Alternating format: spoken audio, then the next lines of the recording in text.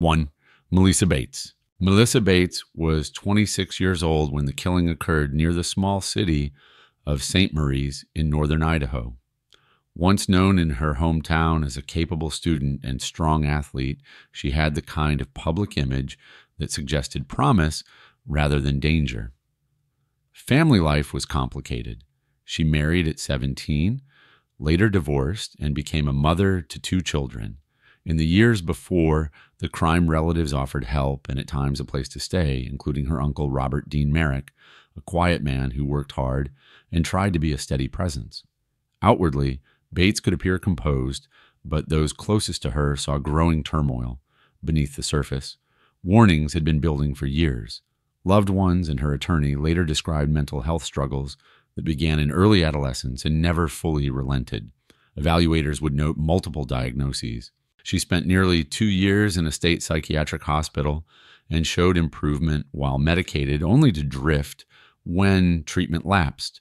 Family members recalled her withdrawing from reality and voicing beliefs that others meant her harm. Prosecutors would later say that there was no clear, coherent motive for the violence, only a disturbing mix of rational and irrational thoughts. On a rainy Sunday in mid-May of 2011, at Merrick's rural property a few miles south of St. Maries along Highway 3, everything unraveled. Investigators determined that Bates shot her uncle inside his own home. What followed was an attempt to erase what had happened, a makeshift burn pit smoldering in the yard fueled with tires, wood, and hay ringed with rocks and cinder blocks. Neighbors who stopped by noticed an unusual blaze despite the downpour. Bates deflected questions with talk of plumbing problems and, in unsettling language, described the water as blood red. When Merrick failed to show up for his shift the next day, a missing person report triggered a welfare check. Deputies discovered human remains in the hastily assembled fire pit and launched a homicide investigation. The search moved quickly. 2 days later, deputies arrested Bates at a boat launch in Bayview on Lake Pendoril.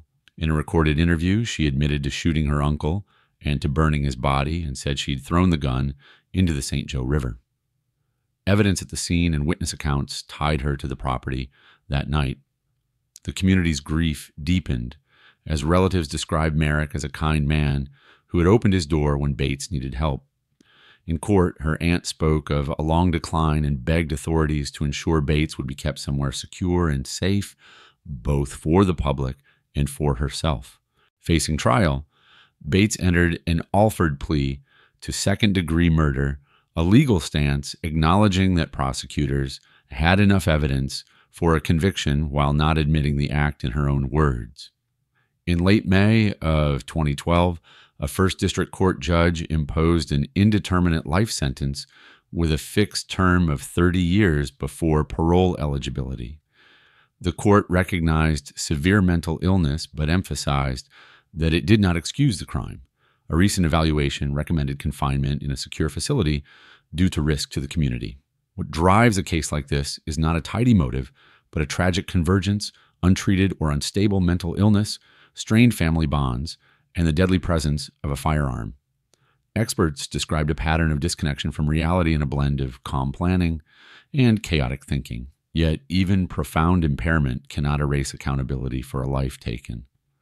Robert Merrick's death devastated a family and scarred a small community. No explanation can balance that loss. Justice in this case means clear condemnation of the act, protection of the public, and an unflinching reminder that when warning signs are ignored or treatment falls apart, consequences can be irreversible. The final word belongs to the victim's memory, a decent man who should be alive and whose absence is felt every single day. 2. Sarah Marie Johnson. Sarah Marie Johnson was 16 years old when the quiet order of her family's home in Bellevue, Idaho, shattered. A high school student from a seemingly stable household, she lived with her parents, Diane and Alan Johnson, and an older brother. Friends described school activities, sports, and a typical teenage social life.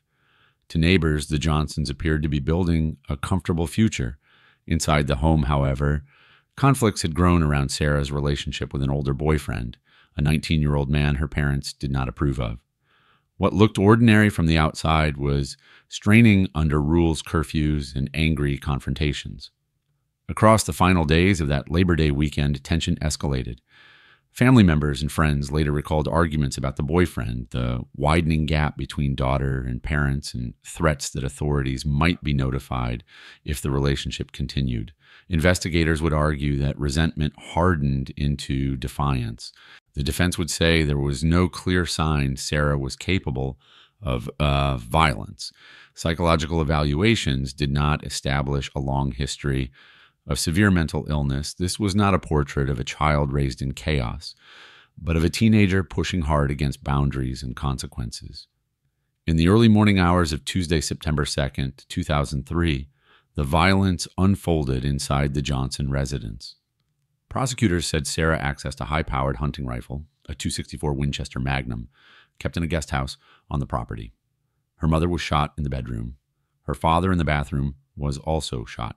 The scene suggested speed and proximity, not a struggle. Rather than linger on graphic details, what matters is the devastating finality: two parents suddenly gone, and a family that would never be the same. Detectives arriving on the street moved quickly to secure the area and crucially stopped a garbage truck that had already made its rounds. In that trash were items that steered the case: a pink bathrobe bearing the victim's blood, a single leather glove with gunshot residue, and a latex glove. Laboratory testing identified Sarah's DNA on the latex glove and on the robe with the victim's blood on multiple items. Additional evidence linked the ammunition to the guest house rifle. There were no signs of forced entry. Witnesses described Sarah's demeanor that day as oddly composed. Some friends recalled comments that seemed focused on the boyfriend rather than on grief. When questioned, she denied involvement and suggested the possibility of an intruder. Weeks later, in late October, Sarah was arrested and charged as an adult with the murders of her parents. The trial opened in Boise in early 2005.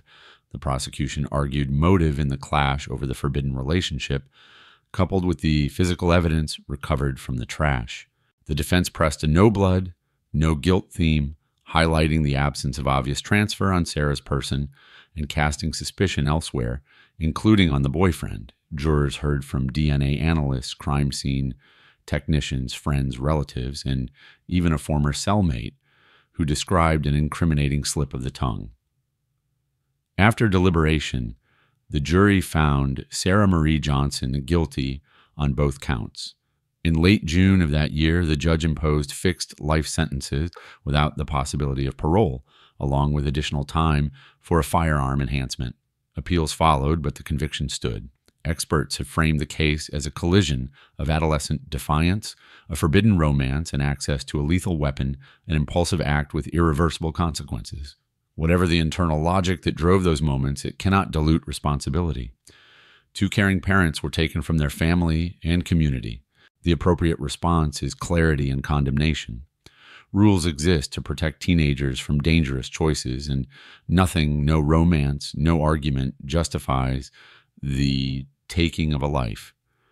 Justice in this case means remembering Diane and Alan Johnson with dignity, recognizing the warning signs that went unheeded and rejecting any narrative that excuses the destruction left behind. 3. Jordan Marie Shaver. Jordan Marie Shaver was a 21-year-old from the Treasure Valley when she crossed paths with Brian Barton Geddes in Garden City, Idaho. Publicly, she looked like a young woman trying to get her footing after a string of setbacks, including an eviction that left her unstable and searching for a place to stay. She moved in and out of temporary situations, and people who met her often saw vulnerability first. Geddes, a middle-aged father who worked hard and kept close ties with his adult children, was known as the kind of man who tried to help. Whether their relationship became romantic or remained a rescue that blurred into something more, he opened his home and his life to her. Pressure points built quietly. Shaver's own words later referenced long-running struggles with mental health depression and anxiety, post-traumatic stress Tourette syndrome, and attention deficit hyperactivity disorder. Those conditions do not create violence, but untreated symptoms Financial precarity and frayed relationships can add volatile stress. Friends of Getty's worried about the arrangement. For Shaver, the home offered stability. For Getty's, it was a compassionate gamble. In mid-October of 2012, inside Getty's Garden City residence near the Greenbelt, that fragile balance was destroyed. Prosecutors said Shaver fired a single contact shot to the back of Getty's head, an execution-style killing that left no doubt about intent. She then concealed the body in the crawl space beneath the home, wrapped in bedding, and stayed on in the house. Over the following days, she drove his cars, used his bank card and his phone, and tried to manage appearances as if nothing had happened. Family members grew alarmed when calls went unanswered. Getty's son and daughter went to the house, confronted Shaver, and contacted police. The investigation moved quickly. Officers traced the missing man's phone and found Shaver nearby. When the property was searched, Getty's body was discovered under the house. At first, Shaver told detectives the gun had discharged accidentally when Getty's was handing it back after fixing it. An autopsy, however, concluded the muzzle had been pressed to Getty's head at the moment of the shot, contradicting any claim of a mishap. A grand jury returned an indictment, and Shaver faced charges that initially included first-degree murder, along with theft-related counts tied to property and money taken after the killing. With a trial approaching, she entered a plea to second-degree murder. The court ordered a psychological evaluation before sentencing. In early April of 2014, a 4th District judge imposed a life sentence with a fixed term of 20 years before parole eligibility. What emerges from the record is not a mystery thriller, but a stark portrait of exploitation and betrayal. Prosecutors argued motive in self-interest, access to shelter money, and control. Getty's family insisted he had only tried to help a person who said she had nowhere to go. Whatever Shaver's clinical diagnoses experts did not suggest, they excused the act. They formed context, not justification. The moral line here is bright. A man who extended generosity was executed in his own home and hidden beneath it, while the killer lived off his life. That is cruelty masquerading as need. Justice means honoring Brian Getty's memory, recognizing that compassion can be manipulated, and stating plainly that mental health, struggles, poverty, and desperation never lessen responsibility for a deliberate killing. 4.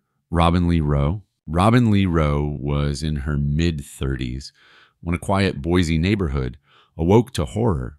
Born in the late 1950s, she was a wife to Randy Rowe and mother to Joshua and Tabitha, children from a previous marriage. Outwardly, she presented a tidy public image, courteous with neighbors, active enough in daily routines, and anchored by a blended family trying to find its rhythm. Behind closed doors, however, pressures were mounting. Money was tight moves, and job changes had frayed stability, and trust within the home was wearing thin. To friends and acquaintances, she could seem solicitous and even fragile. To investigators later, she would look calculating. In the months leading up to the crime, life circumstances converged in troubling ways. Insurance applications multiplied with coverage on her husband and both children rising to substantial sums, including a policy that had been secured only weeks before the fire. That timing, combined with a prior history of family tragedy, raised alarms. Detectives would later note that years earlier, one child had died in a California cabin fire that was ruled accidental at the time, and another infant had died in New Hampshire under circumstances first described as sudden infant death. Those earlier losses were not charged crimes, but they formed the backdrop for a pattern that prosecutors argued revealed cold opportunism. Mental health explanations did not take center stage in this case. Instead, witnesses described a persistent habit of deception and manipulation that escalated as financial strain intensified. Just before dawn on a winter morning in early February of 1992, fire swept through the Rowe residence in Ada County. The victims were all inside Randy in his 30s, Joshua in the early double digits, and Tabitha even younger. Investigators later concluded that carbon monoxide, not flames, alone took their lives as smoke filled the rooms. The blaze itself, they said, was intentionally set to consume evidence and create the appearance of catastrophe. The method was simple and devastating, leaving neighbors stunned and first responders with grim certainty that this was not an accident. Suspicion turned quickly. Within days, detectives pieced together a timeline of insurance purchases, debts, and behavior after the fire. A friend and neighbor working with law enforcement recorded phone conversations in which Rose struggled to account for her whereabouts, at one point claiming she had been in a car with a psychiatrist. When the friend suggested that would be a helpful alibi, Rose's reaction was notably flat. Search warrants, interviews, and forensic findings converged on a single conclusion. She was arrested a few days after the fire and charged with aggravated arson and multiple counts of murder. In the courtroom, prosecutors argued for a verdict that matched what they called the final betrayal of motherhood. The trial ended with convictions, and in mid-December of 1993, a 4th District judge sentenced Roe to death. Over the years that followed, appeals challenged procedure and evidence, but appellate courts upheld the reliability of the verdict and sentence. Experts and investigators have described her profile in stark terms: a manipulative personality oriented toward personal gain, willing to exchange human life for money. One lead detective called the case among the most premeditated for-profit murders he had seen. The alleged pattern from earlier family tragedies added weight to the view that this was not a sudden break, but a deliberate choice sharpened by greed. No psychological assessment has offered an excuse, and none could. The moral accounting is clear. 3 innocent lives were extinguished where they should have been safest inside their home by a person entrusted to protect them. Insurance policies and calculated lies cannot obscure the truth that a family was destroyed for money. Justice requires not only the verdict and sentence, but a steadfast refusal to romanticize or rationalize what happened. We remember Randy, Joshua, and Tabitha with dignity, and we condemn without hesitation the choices that took them away. 5. Katherine Lea Stanfield. Katherine Lea Stanfield was a woman in her mid-50s when she stood trial in Boise for the death of a toddler in her care. A seasoned daycare provider, she cared for children, including her 2 grandsons and a young boy named WF, the child of her daughter's partner. She appeared experienced and trusted a familiar face among families seeking childcare. Publicly, she seemed dependable until tragedy struck. That morning in early December 2009, Stanfield called emergency services saying the toddler had fallen and become unresponsive. WF was rushed to a nearby hospital and placed on life support. 2 days later, he died. Prosecutors rejected the fall claim. Medical experts testified his brain injuries were not consistent with an accidental tumble, but rather indicated severe trauma from abuse. Authorities launched an investigation, and nearly 3 years later, in mid-2012, a jury found Stanfield guilty of first-degree murder by aggravated battery on a child under 12, specifically WF, whose injuries they concluded were non-accidental. She was sentenced to life in prison with a mandatory minimum of 10 years before parole. Stanfield maintained her innocence and claimed that her trial attorneys failed to present critical evidence. She argued that WF's father had been abusive and that both her daughter and the child's mother had witnessed and reported that abuse, and that her lawyers should have presented that as a compelling alternative explanation. She asserted this oversight constituted ineffective assistance of counsel. The Idaho Supreme Court agreed there were genuine factual disputes and remanded the case for an evidentiary hearing to explore those claims further. Throughout appeals, Stanfield's defense argued these failures undermined the fairness of the trial. Prosecutors, by contrast, relied on expert testimony, including neuropathological findings, that the injuries were incompatible with a simple fall. The state's highest court rejected other grounds of appeal, upholding both the expert's testimony and the jury instructions, which reflected that intent to kill was not required for first-degree murder by aggravated battery. No diagnostic evaluation was presented to suggest mental illness or diminished capacity. Instead, observers noted that Stanfield's explanations shifted during the investigation, and judge and jury found the medical evidence compelling. Her persistent denial did little to sway the verdict. In the end, a child's death while under her care ended with a conviction that such a severe outcome could not be the result of an accidental fall. Justice in this case rests on accountability for the most vulnerable children placed in trusted hands. Behind every violent act is profound loss, pain, and unanswered questions. Regardless of motive or unproven claims, a life was lost. Stanfield's conviction stands as a stark reminder that caregiving, above all things, must carry responsibility and trust. 6. Monique Osuna. Monique Osuna was 29 years old when the life she shared with her partner turned into a living nightmare for a child in their home. She worked at securing stability for her family. To the outside world, she seemed an ordinary stepmother living in Meridian, Idaho, trying to navigate personal and financial pressures. Behind closed doors, that veneer shattered. Over months, Emric Osuna, her 9-year-old stepson, endured relentless deprivation and cruelty. While no formal mental health diagnosis was presented at trial, the sheer intensity of the abuse and her own admission that it snowballed painted a portrait of deep emotional disturbance, with anger and control overriding any protective instinct. The behavior was not momentary, but persistent, escalating, and calculated. On a late summer evening in early September 2020, Emric's small frame, weakened by starvation and trauma, could no longer endure the physical and emotional torment. He was rushed to a hospital in Boise, but did not survive. The authorities described his life as one of confinement and torment, a cruel living hell in their own words, as he weighed barely what a child half his age should, with injuries that spoke of ongoing force and neglect. Detectives reviewing nanny cam footage found extraordinary evidence of abuse. The recordings captured Monique hitting Emric with a frying pan, taunting a starving boy with mockery, forcing extreme hours of exercise without food, and verbally demeaning him with the most dehumanizing instructions.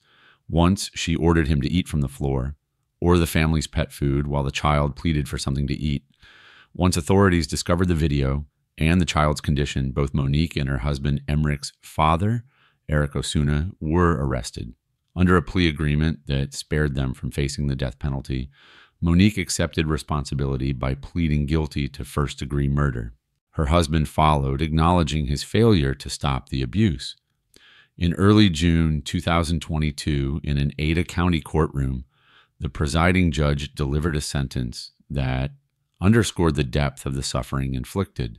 Monique Osuna was sentenced to life in prison without the possibility of parole.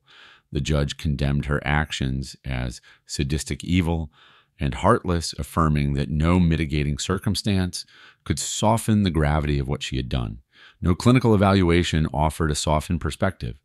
Her motivations appeared rooted in cruelty and domination. Psychologists would describe this kind of pattern as profoundly disruptive, but no medical condition can erase the deliberate choice to inflict harm. Her own statement in court, "Before I knew it, I was abusing him," does not excuse her actions. There is nothing sympathetic in the record. A child under her protection was systematically stripped of safety food and dignity. Emric's death was both foreseeable and preventable. Justice in this case does not seek to extinguish grief or replace what was lost. It stands for the memory of a child betrayed and for the principle that no amount of personal despair justifies cruelty toward the most vulnerable. Monique Osuna's conviction and sentence stand as a stark reminder caregiving demands accountability, especially when trust is placed in another's hands. Emric did not survive the betrayal. We must ensure that the memory of his suffering serves as a call to protect children and never to tolerate abuse hidden behind closed doors. 7. Frances Marie March. Frances Marie March was 45 years old when she stood in a Boise courtroom to accept responsibility for a crime that would shatter trust at its core. A local woman with ties to the community, she had worked alongside her victim in the past and maintained a relationship that began with camaraderie. To friends and acquaintances, she seemed ordinary, perhaps even reliable. But beneath that facade, resentments silently took root. It was late summer of 2016 when March approached a friend and former coworker, 61-year-old Mark Irwin, in his Boise home. Under the guise of social visitation, she drugged him with a powerful sedative quetiapine, then violently restrained and assaulted him, allegedly using an axe blow, before suffocating him with a plastic bag. In a cold display of calculation, she hogtied his body, wrapped it in a tarp, and loaded it into Irwin's vehicle. Then, alongside a young accomplice, she drove into the Boise foothills and abandoned his van, leaving him behind as a lifeless centerpiece in an isolated canyon. The following day, Irwin's body was discovered in his van. Investigators quickly focused on April's involvement after tracing movements and materials back to her. Within months, she was arrested along with her accomplice. Evidence included stolen items from Irwin's home and forensic proof of a brutal, premeditated attack. Prosecutors described a betrayal of trust, a friendly pretense turned homicidal execution. In late November of 2017, March entered a guilty plea to first-degree murder in exchange for the dismissal of robbery and related theft charges. At sentencing, a judge imposed a sentence of life imprisonment with a determination of a minimum of 27 years before parole eligibility. The sentence reflected the calculated nature of the crime. The sedative, the confinement, the murder of a friend for gain was cold and unforgiving. Her appeal against the sentence, claiming it was excessive, was heard by appellate courts. But the courts affirmed both the conviction and the sentence, reinforcing that the punishment aligned with the crime's gravity and evidence of premeditation. No expert testimony of a mental disorder was presented to shift focus from the violence. Instead, patterns of betrayal, manipulation, and greed guided both the investigation and the ultimate judgment. Investigators noted the emotional distance, the ease with which she treated the victim as cargo. Premeditation was not only inferred, it was manifest. This case reveals devastating truth. Betrayal can come from those trusted most. March lured a friend into his own home and turned friendship into fatal vulnerability. Justice demands clarity in such horror, not obscured by theories, but grounded in accountability. A trust broken cannot be rebuilt. A human life taken cannot be replaced. Society must remember this intersection of betrayal and violence, of planning and cruelty, to ensure that mercy does not eclipse justice. 8. Danielle Marie Radue. Danielle Marie Radue was 28 years old when her life unraveled into tragedy. A young mother from Meridian, Idaho, she carved out a modest life caring for her newborn son, Dawson. To friends, she appeared conscientious, yet overwhelmed new parenthood, postpartum sleeplessness, and the weight of responsibility pressing on her. Her public image suggested fleeting fragility, not destruction. Underlying emotional pressures were escalating beneath the surface. Radue later spoke of severe postpartum anxiety and insomnia that fractured her inner world. No formal diagnosis was entered at trial, but her own words revealed a mother tethered by exhaustion and psychological strain. The day before things spiraled on Mother's Day, her infant son gifted her a moment of radiant hope with his first big smile, an image she carried even into the darkest aftermath. On Mother's Day +1, she called 911, saying her son wasn't breathing and suggesting he may have been choking in a swing.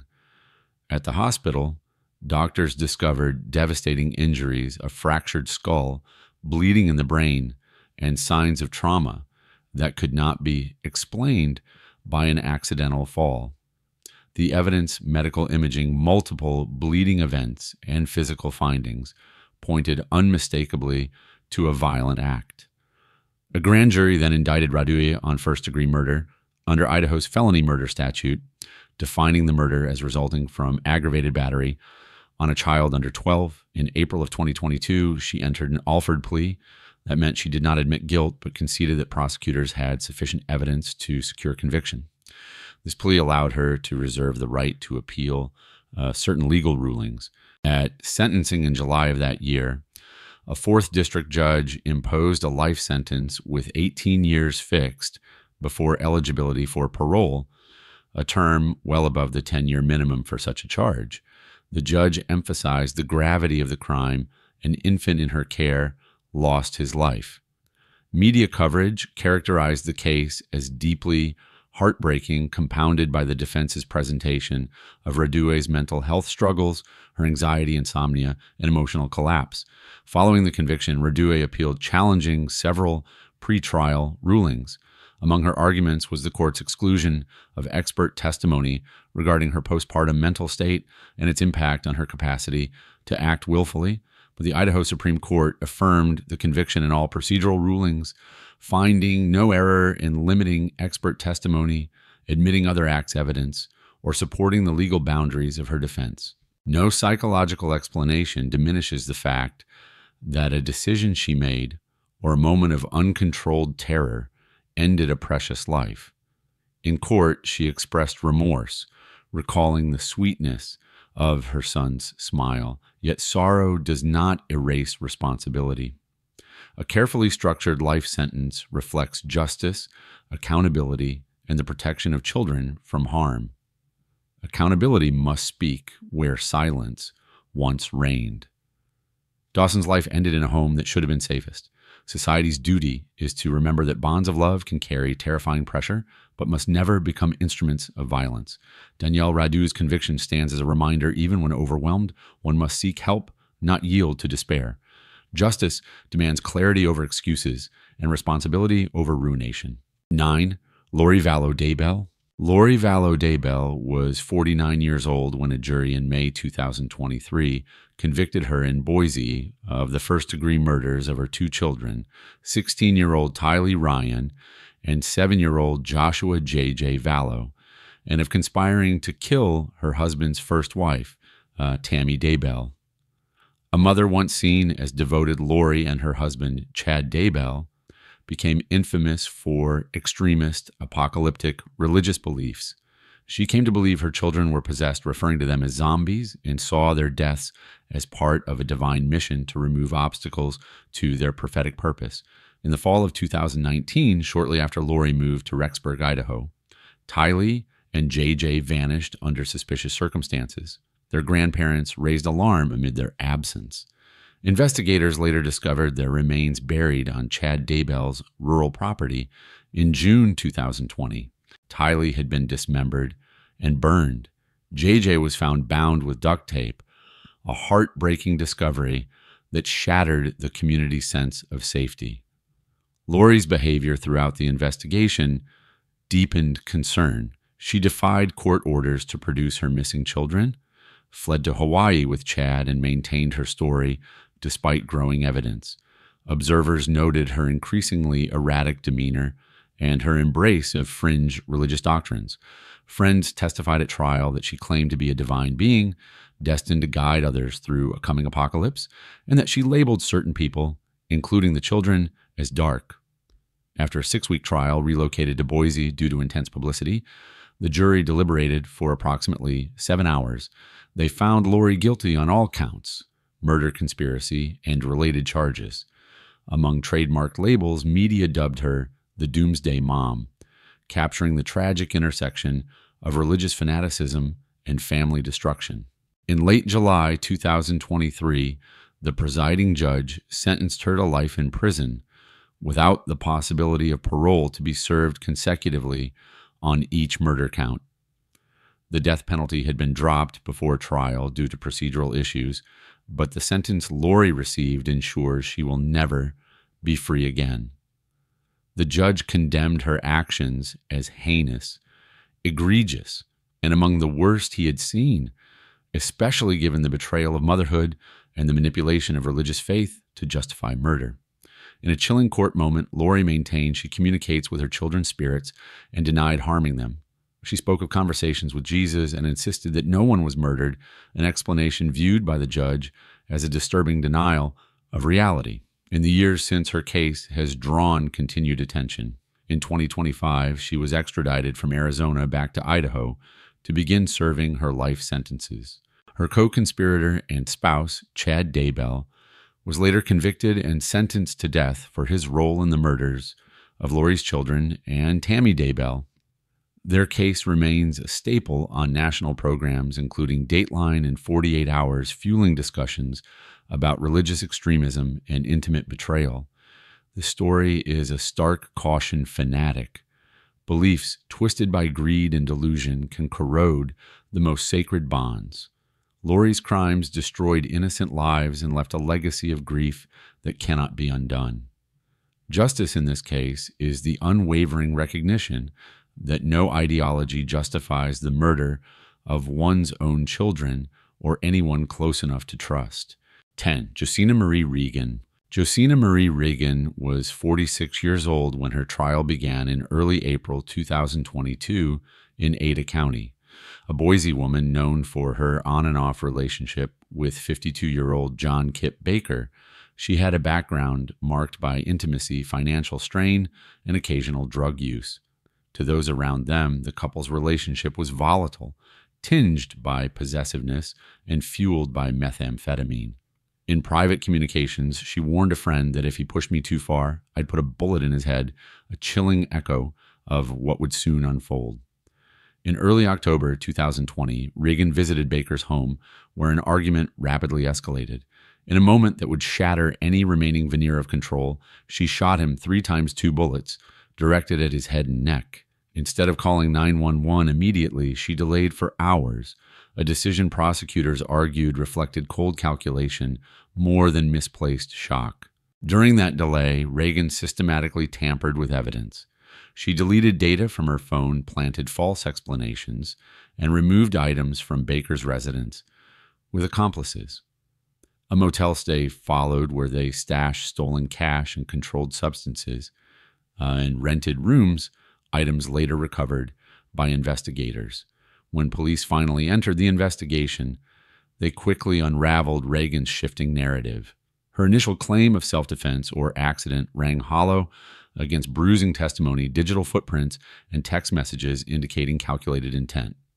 The prosecution built its case not only around the homicide, but also pharmacy-style evidence of preparation theft and deception.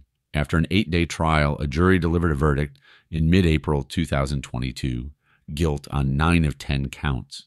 These included first-degree murder, preparing false evidence, possession of methamphetamine conspiracy to possess methamphetamine grand theft, conspiracy to commit grand theft, possession of bath salts, conspiracy to possess bath salts, and drug paraphernalia.